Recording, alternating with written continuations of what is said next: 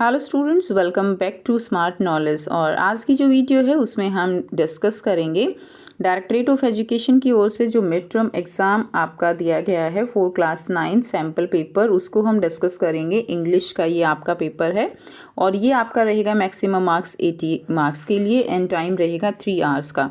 और ये जो सैम्पल पेपर दिए गए हैं हर एक सब्जेक्ट के, ये आपके लिए काफ़ी बेनिफिशियल हैं। आपको जो मार्किंग स्कीम है, किस तरह से पेपर आएगा, उसके लिए बहुत ही ज़्यादा बेनिफिशियल हैं ये आपको। इंग्लिश का पेपर हम सबसे पहले डिस्कस करेंगे। इसमें देखिए आपको 3 सेक्शंस दिए गए हैं, रीडिंग, राइटिंग एंड ग्रामर का एंड लिटरेचर, ठीक है। एंड इसमें हर एक जो क्वेश्चन है आपको जो भी इंस्ट्रक्शन दी गई है उसके अकॉर्डिंग ही आपको इसको सॉल्व करना है। तो सेक्शन ए में जो आपको दिया गया है रीडिंग सेक्शन है, इसमें आपको पैसेज दिए गए हैं, 2 पैसेज दिए गए हैं, ईच हैविंग 10 मार्क्स, ठीक है। इसको हम रीड करेंगे। तो कंप्लीट पैसेज को रीड करने में हम टाइम वेस्ट नहीं करेंगे बच्चों, क्योंकि देखिए जो आपका पेपर है उसमें सेम आएगा ऐसा बिल्कुल ज़रूरी नहीं है, बट आपको प्रैक्टिस होनी चाहिए कि आप इस पैसेज को, इस तरह के पैसेज को कैसे कर सकते हैं। इसके अंदर जो पैसेज दिया गया है उसमें डेविएशन की जो डेविसन की जो कहानी है वो दी गई है। She was first women to sail single handedly to the Atlantic Ocean. और उसको जो गिफ्ट हैं वो रिसीव होते हैं अपने फ्रेंड्स की तरफ से, बट वो उनको देखकर भी क्या नहीं होती है, खुश नहीं होती है, चेयर अप नहीं होती है और वो बहुत ज़्यादा लोनली फील करती है। और उसका पैशन है एविएशन का, एविएशन यानी जैसे बाहर घूमना होता है, वो उसका पैशन है।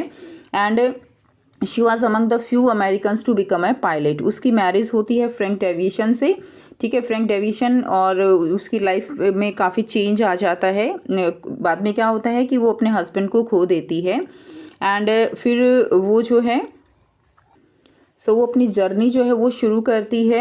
और ओशन जो है वो कैसा था, काम था जब वो अपनी जर्नी शुरू करती है।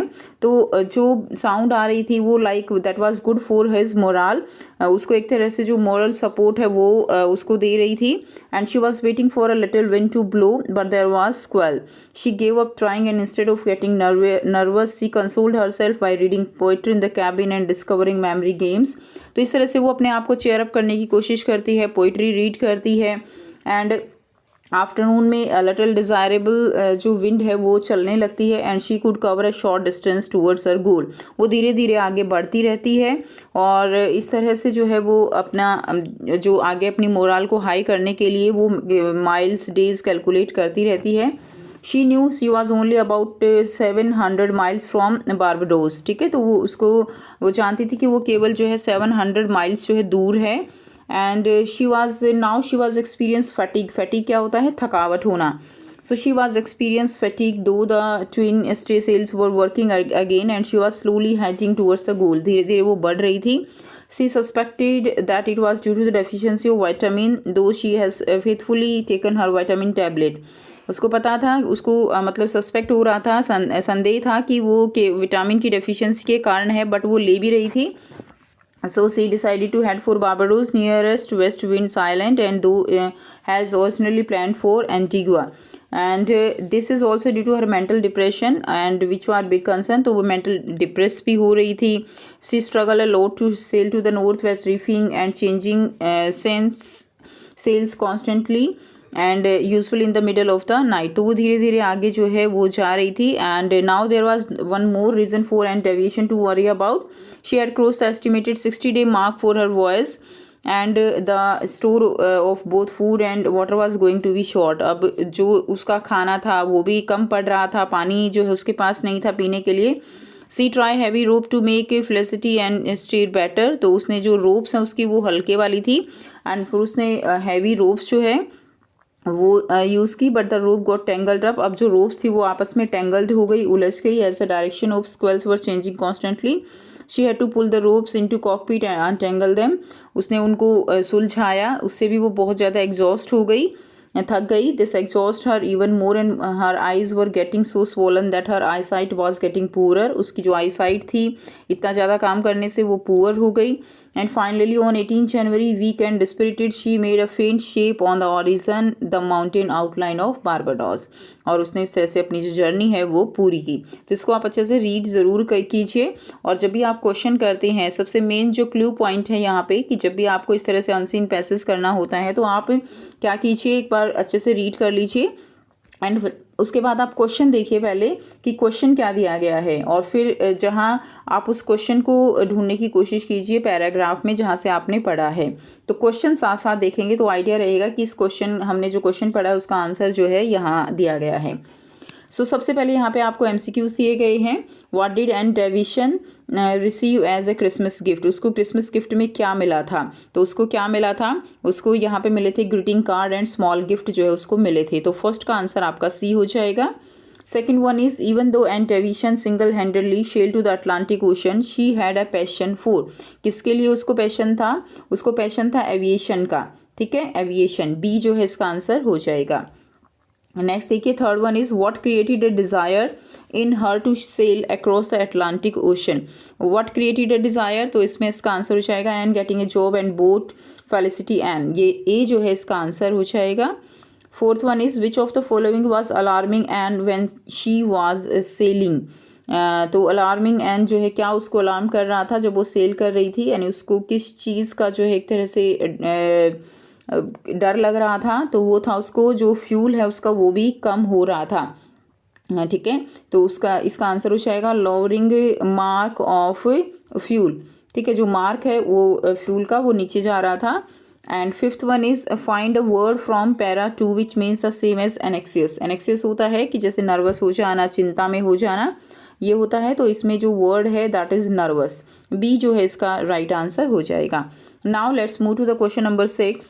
While waiting for wind to blow, how did Anne console herself? उसने अपने आप को कैसे कंसोल किया while waiting for wind to blow, जब वो वेट कर रही थी, तो इसका आंसर जो है आपका इसी में दिया गया है। यहाँ से आप इसका आंसर कर लेंगे। देखिए दिया गया है ना, she consoled herself by reading poetry in the cabin and discovery memory games. तो यहाँ तक आपका इसका आंसर हो जाएगा क्वेश्चन नंबर 6 का, ये आपका आंसर हो जाएगा क्वेश्चन नंबर 6 का। ठीक है, after that let's move to the question number 7। Question number 7 दिया गया है why do you think the author says the sound was good for his morale. कि आप कैसे ऑथर जो है कैसे आप सोचते हो कि ऑथर ने कहा था कि जो साउंड है वो गुड है किसके लिए, उसकी मोरल को इंक्रीज करने के लिए। इसका आंसर आप यहाँ से लिख देंगे she decided to run little every day, यहाँ से हो जाएगा it kept the engine from corroding and the sound was good for his morale. ठीक है, तो यहाँ से आप इसका आंसर लिख देंगे, ये आपका क्वेश्चन नंबर 7 का आंसर हो जाएगा, शी डिसाइडेड से लेकर मोरल तक। Let's move to the question number 8। What did Anne Davishan do when squall struck and she could not sail anymore? तो उसने क्या किया था जब स्क्वेल जो है वो स्ट्रक कर गई थी एंड वो और ज़्यादा सेल जो है वो नहीं कर पा रही थी, तो तब उसने क्या किया था। यहाँ से इसका आंसर आएगा, देखिए दिया गया है बट देयर वाज अ स्क्वेल। स्क्वेल क्या होता है, एक सडन स्टॉर्म होता है विद स्ट्रॉन्ग विंड्स। ठीक है, वो उसको हम स्क्वेल कहते हैं। तो यहाँ पे जब स्क्वेल आया था she gave up trying and instead of, यहाँ से आप इसको लिखेंगे कि इंस्टेड ऑफ गेटिंग नर्वस, उसने क्या किया था ये बताना है। Instead of getting nervous she consoled herself by reading poetry in the cabin and discovering memory games. तो यही वाला आंसर इसमें हम लिख सकते हैं। एंड ये भी आ सकता है इसके अंदर she kept her morale high calculated miles and days when the squalls has come, ये भी इसके अंदर आ सकता है। तो इसमें से आप जो है यहाँ से आंसर इसका लिख देंगे। नाउ नेक्स्ट क्वेश्चन क्या है, देखिए why did Ann Davison decide to head for Barbados although she had originally plan for Antigua. कि जो है एन डेविशन उसने डिसाइड किया बारबाडोस के लिए, बट ओरिजिनली उसका प्लान जो है वो कहाँ जाने का था, वो एंटीगुआ जाने का था। ठीक है, इसका आंसर आप यहाँ से लिखेंगे। देखिए यहाँ पे दिया गया है that she was experience fatigue. अब इसमें आप ये भी लिख सकते हो कि वो बहुत ज़्यादा जो है थक गई थी, फटीग हो गई थी, और सेकेंडली कि उसको जो बहुत ज़्यादा एक मेंटल डिप्रेशन भी फील हो रहा था। तो ये कुछ मिला के आप इसमें लिखेंगे। She was experience fatigue and mental depression, ये आप आंसर लिखेंगे she was experiencing fatigue and mental depression. She suspected that it was due to the deficiency of vitamin, की विटामिन की डेफिशिएंसी भी उसको फील हो रही थी। सो एज ए कॉन्सिक्वेंसेस की इन कॉन्सिक्वेंसेस की वजह से decided to head for Barbados though the she had originally plan for Antigua. तो ये वाला आंसर आप इसमें लिख देंगे।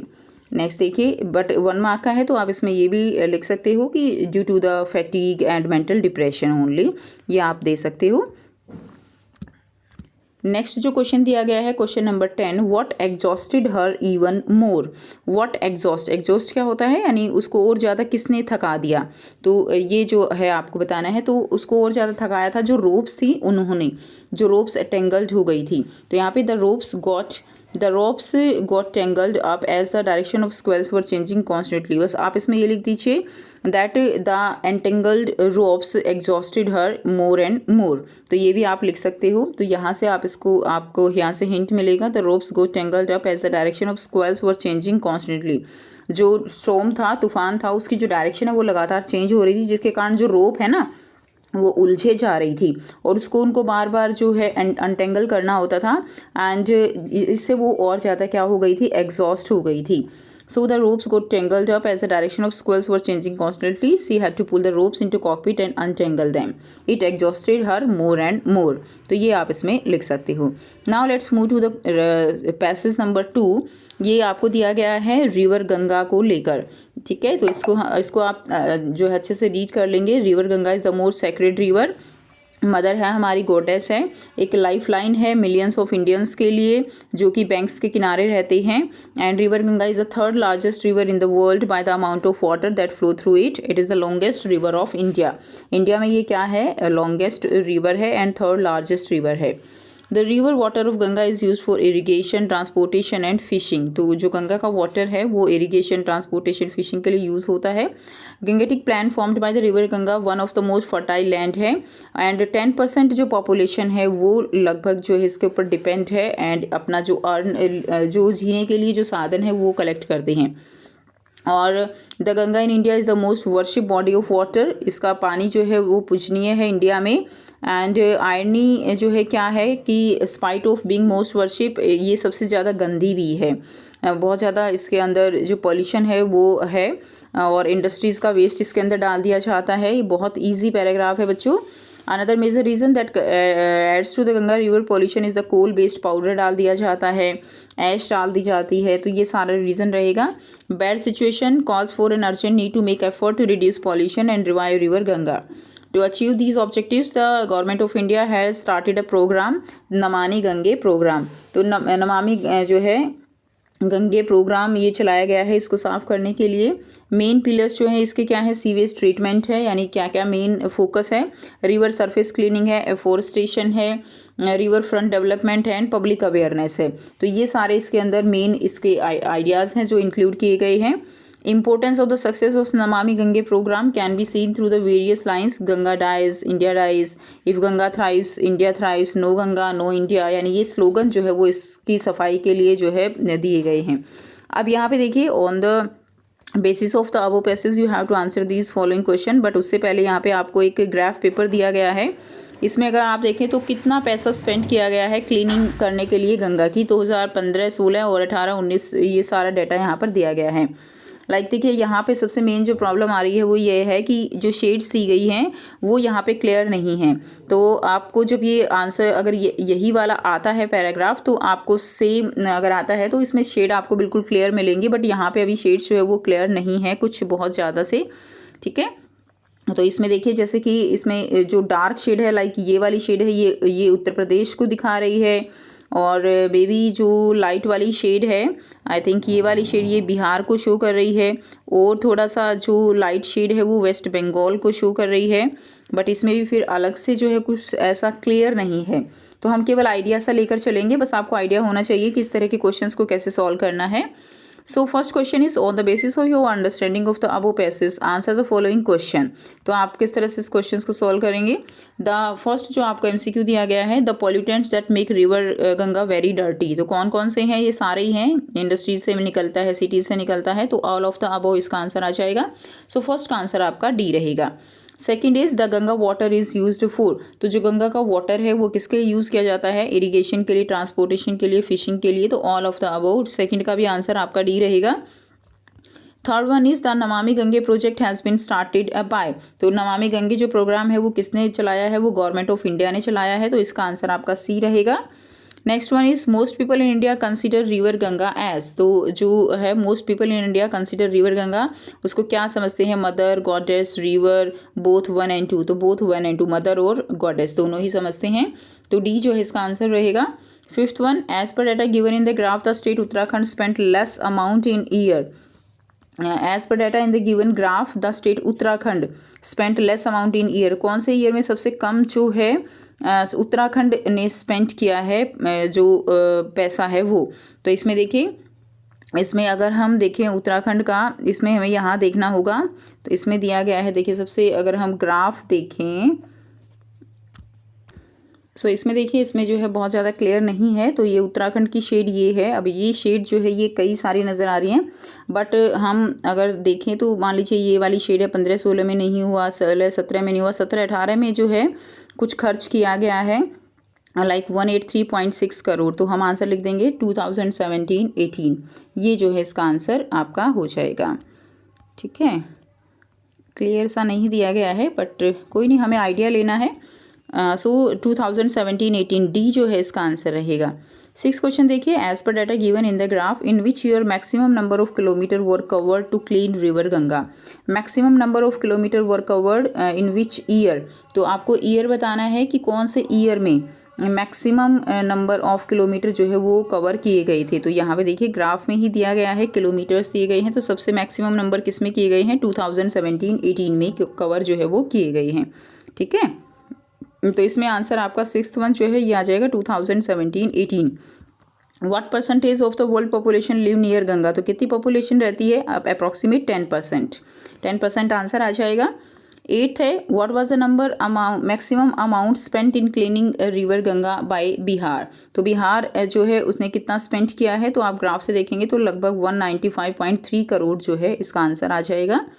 9th क्वेश्चन है, name any 2 main pillar of the Namami Gange programme, any 2 main pillar, तो मेन पिलर जो है दिए गए हैं, देखिए हमने अभी जस्ट जब हमने रीड किया है तो यहाँ पे हमने पढ़ा है that 2 main pillars are, the main pillars देखिए ये दिया गया है ना, the main pillars of this programme are sewage treatment, river surface cleaning, afforestation, ये सारे दिए गए हैं, तो आपको कोई भी 2 लिखने हैं तो आप 2 लिख दीजिए, सीवेज ट्रीटमेंट और रिवर सरफेस क्लीनिंग, ये हो जाएगा आपका क्वेश्चन का आंसर। आफ्टर दैट देखिए क्वेश्चन नंबर 10 है, what is special about the Gangetic plain formed by the river Ganga, तो जो स्पेशल क्या है about the Gangetic plain formed by river Ganga, तो इसका आंसर आप यहाँ से लिखेंगे। ये देखिए, the Gangetic plain formed by the river Ganga is one of the most fertile land on the earth, ये है सबसे मेन कि जो ये एरिया है ये मोस्ट फर्टाइल लैंड है अर्थ की। ठीक है, तो ये इसके बारे में सबसे मेन है, तो ये आपका आंसर हो जाएगा। तो ये आपके 2 पैसेज दिए गए थे जो हम कर चुके हैं, और ये हमारा रीडिंग सेक्शन था। अगला सेक्शन आपका राइटिंग स्किल्स एंड ग्रामर का दिया गया है, जिसको हम अगली वीडियो में कवर करेंगे, एंड उसमें हम इसको अच्छे से कवर करेंगे। इसमें भी आपको कुछ ग्रामर के पोर्शन जो है वो सब दिया गया है, ये देखिए इनकरेक्ट करेक्ट दिए गए हैं। आगे आपका लिटरेचर पोर्शन दिया गया है, तो इसको भी हम कवर करेंगे बट नेक्स्ट वीडियो में। सो आप अच्छे से इसको प्रैक्टिस जरूर कीजिए, जो भी पैसेज आपको मिलें, जो भी आपकी बुक में दिए गए हों, प्रैक्टिस बुक होती हैं उनमें दिए गए हों, ज़रूर से इनको प्रैक्टिस कीजिए। जितना ज़्यादा प्रैक्टिस करेंगे उतना आप अच्छे से इसको कर पाएंगे। So thanks for watching, take care, और इसी तरह से जुड़े रहिए, और आगे जो क्वेश्चंस पेपर हैं वो सारे हम सॉल्व करेंगे। Take care.